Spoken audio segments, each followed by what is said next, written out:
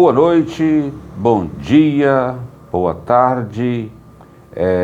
Sou Azoil Zé Binato, sou psicólogo, trabalho por videoconferência, resido na cidade de Niterói, região metropolitana do Rio de Janeiro, e estou aqui para falar sobre a terceira parte do tema que eu ofereci sobre cárceres da religiosidade. Hoje eu quero falar sobre a terceira parte da minha contribuição. Eu sugiro que você reúna os seus familiares e projete na tela da sua TV.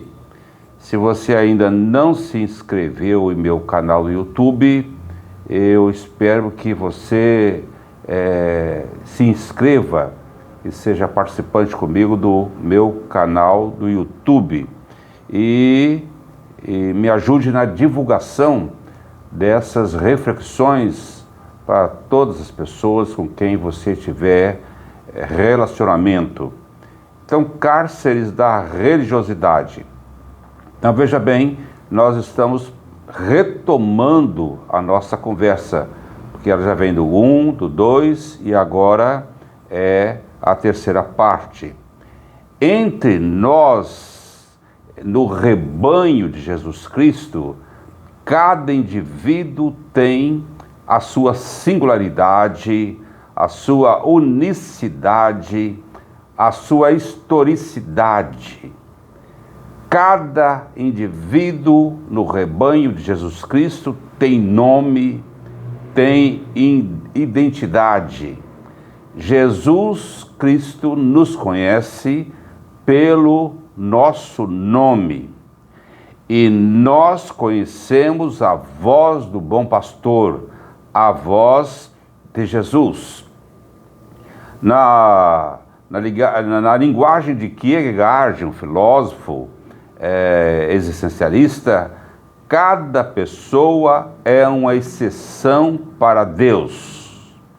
E Jesus Cristo é o nosso modelo, é o modelo primordial, essencial para os seus seguidores, é o próprio Jesus. Já os comerciantes do templo conhecem números e sabem contar e aplicar dinheiro. Conhecem massa.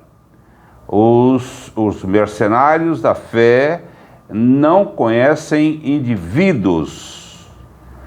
Conhecem massa, massificação, estatísticas, mas eles não conhecem indivíduos.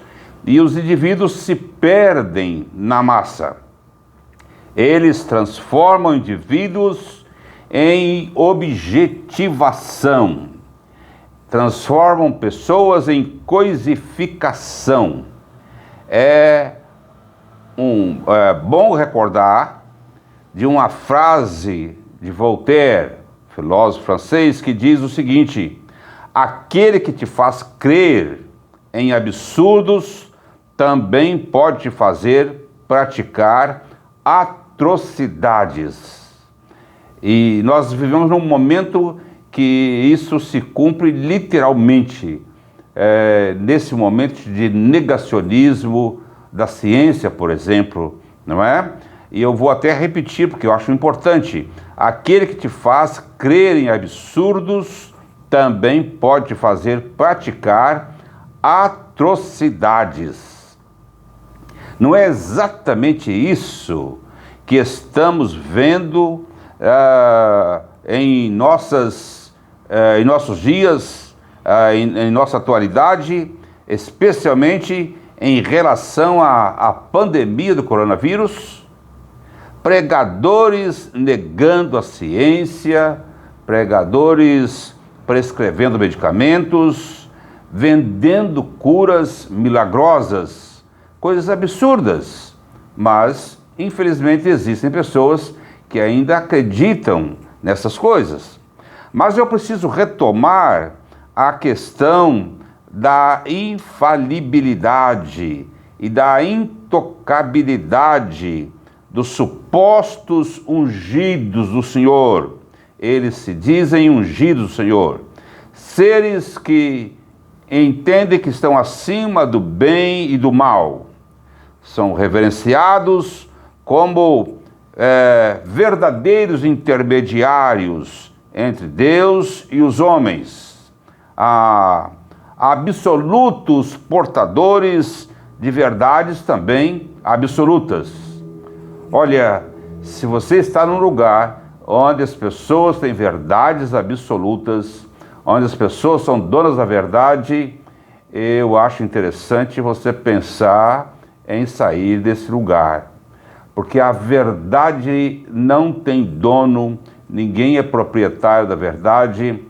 Na verdade, a verdade, uma redundância aqui, a verdade está entre nós, entre os filhos e as filhas de Deus. Mas diante dessa arrogância e vaidade, na tentativa de substituir o único mediador entre Deus e a humanidade, conforme diz a Bíblia, que é Jesus Cristo. Jesus Cristo é o único e indispensável mediador entre Deus e os homens. Nós lemos os textos do Antigo Testamento que falam, por exemplo, sobre arrependimento de Deus, que revelam um ser trino. Estamos falando sobre arrependimento de Deus. Deus se arrepende, Deus volta atrás, Deus reconsidera as situações, mas esses anunciadores do quinto evangelho que estão espalhados em nosso meio, eles se sentem intocáveis e infalíveis. Mas quando fala em arrependimento, Deus arrependendo-se, isso revela um ser trino. Deus é um ser comunitário. O Deus que busca os profetas e profetisas para dialogar sobre os seus planos e suas preocupações. Deus busca homens e mulheres para revelar as suas preocupações, os seus planos. Sendo Deus Espírito, a Bíblia usa a linguagem antropomórfica, como se Deus homem fosse, falando do arrependimento de Deus. Nos referimos a textos que foram escritos na língua hebraica, e arrependimento dessa língua significa sentir-se triste. É isso que fala sobre Deus. Deus sentiu-se triste diante de certas situações. Arrependimento significa contristar-se, mudar de direção, retomar uma situação. Então, quando fala de arrependimento de Deus, não é a mesma coisa que arrependimento humano, mas de um Deus que está disposto a rever as situações. Então, o Deus da Bíblia, diferente de muitos supostos pregadores da sua palavra, é o Deus do diálogo, pronto para ouvir e reconsiderar as suas intenções, como fez, por exemplo, na sua longa conversa com Abraão em relação à destruição de duas cidades que estavam dominadas pela imoralidade e pela violência. O texto bíblico fala que Deus prolongou uma conversa com Abraão sobre o seu plano de destruição dessas duas cidades, e ele foi fazendo reconsiderações e ouvindo as propostas de Abraão. Deus é amor, Deus é luz. Aleluia! Deus é amor, Deus é luz. E isso é maravilhoso. Mas infelizmente há muitos pregadores por aí agindo em nome de Deus, mas que nunca foram comissionados por Deus. Eu acredito que agem por conta própria, motivados pela ganância, motivados pela avareza. Os seus frutos não passam no controle de qualidade divino. Temos que produzir frutos, mas frutos de boa qualidade. Mas os frutos que nós vemos aí são cheios de ferrugem, fungos, frutos mofados, cheios de ácaros, de bactérias, de vírus. E Jesus dirá no último dia: eu não vos conheço, apartai-vos de mim. Está escrito isso na palavra. Então, os sequestradores da religiosidade aprisionam e petrificam o sentimento das pessoas, tornando-as 2 vezes filhas do inferno, como disse Jesus. As pessoas descobrem, no decorrer da história, nesses lugares, muitos vão descobrindo, em pouco tempo, que trocaram apenas de cárceres, mudaram de endereço simplesmente. E o último endereço onde elas estão é pior, porque ali ou nesses lugares é usado o nome de Deus, é blasfemado o nome de Deus.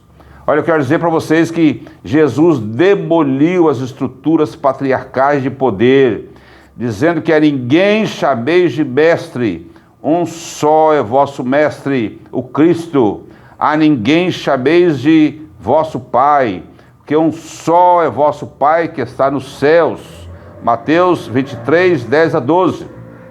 Então, Jesus Cristo é o único mediador entre Deus, entre o Pai e a humanidade. Repetimos.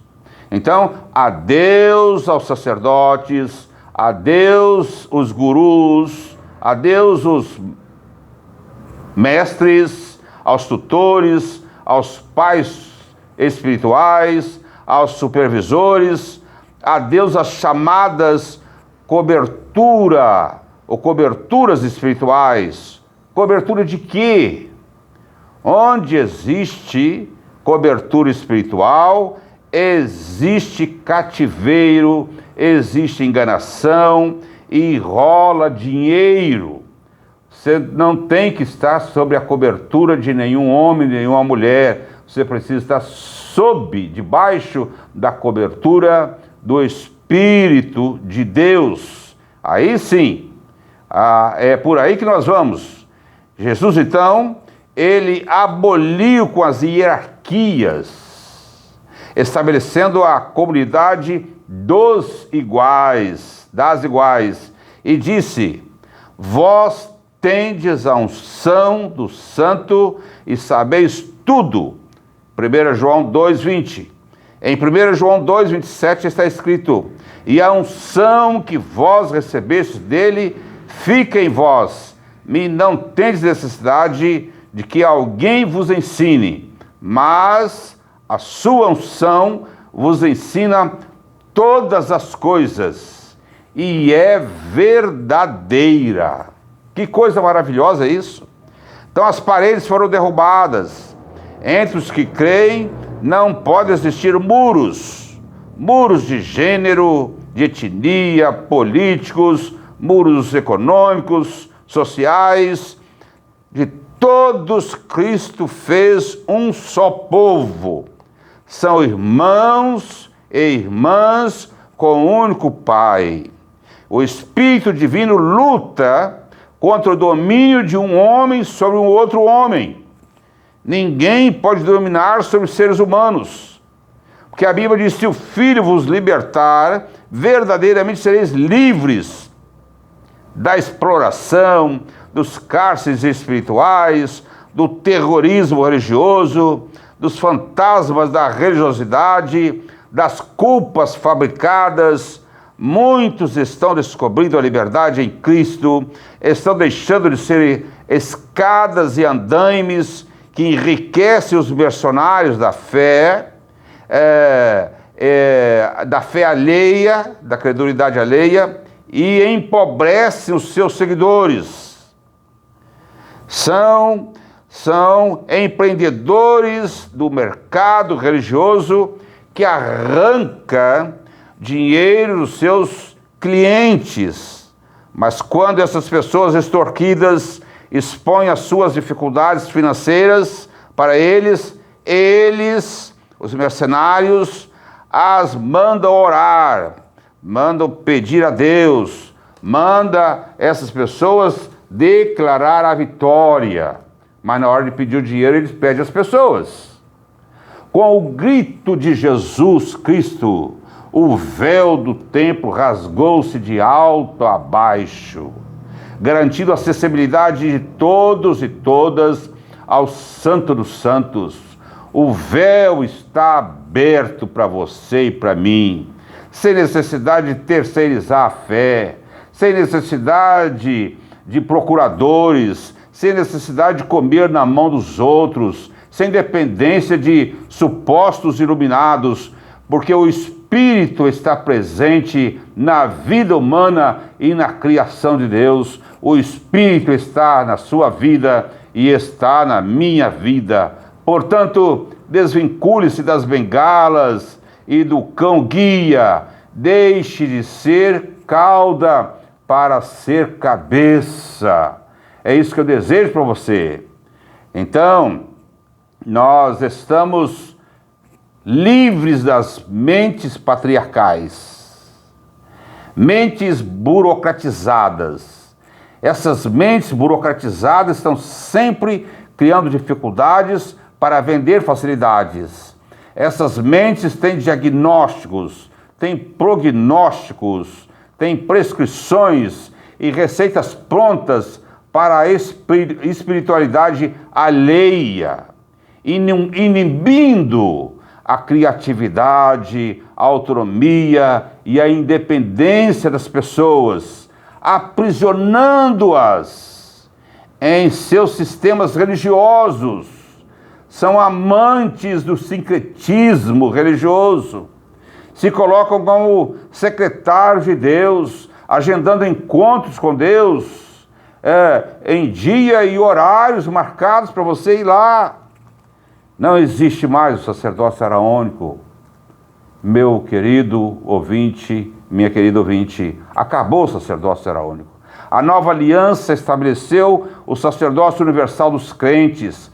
Cada crente é um sacerdote, uma sacerdotisa. Acabou a herança biológica do sacerdócio. Estamos sob a vigência da nova aliança realizada com o próprio sangue de Jesus Cristo. Não precisamos inventar, criar ou acrescentar nada ao Evangelho. A melhor congregação é a sua família. O melhor lugar para se reunir é na sua residência. E as pessoas que precisam conhecer o Evangelho são os seus familiares, são os seus vizinhos, são os seus amigos. Repito, não abra mão do seu sacerdócio. Como Noé, no momento certo, ele e sua família entraram na arca e todos e todas se salvaram. Meu abraço para você. Seja livre. Se o Filho vos libertar, verdadeiramente sereis livres. Deixe de ser escada, deixe de ser andame para pessoas mal intencionadas. O meu abraço para você.